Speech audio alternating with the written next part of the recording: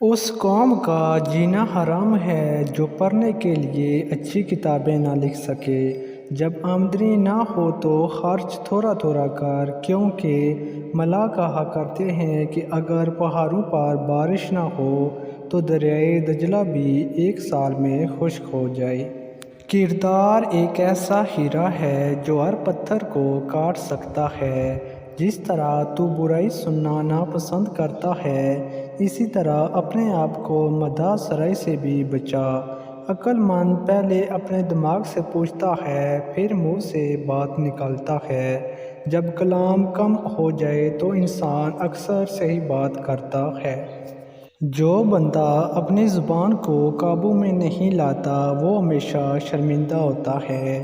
اپنا بوجھ خلقت میں سے کسی کے اوپر مت رکھ، خواہ کم ہو یا زیادہ۔ جو بندہ جلدی کے ساتھ ہر ایک بات کا جواب دے دیتا ہے وہ ٹھیک جواب بیان نہیں کرتا۔ دولت مند کر دینے والی عورت کے چہرے پر 3 نشانیاں ہوں گی: کان چھوٹے، آنکھیں موٹی اور ماتھا بڑا ہوگا۔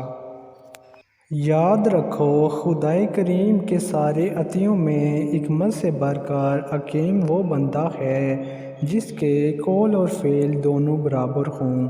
جو بندہ علمی مزاح نہ رکھتا ہو، اس کے سامنے علمی باتیں کرنا اسے اذیت پہنچانا ہے۔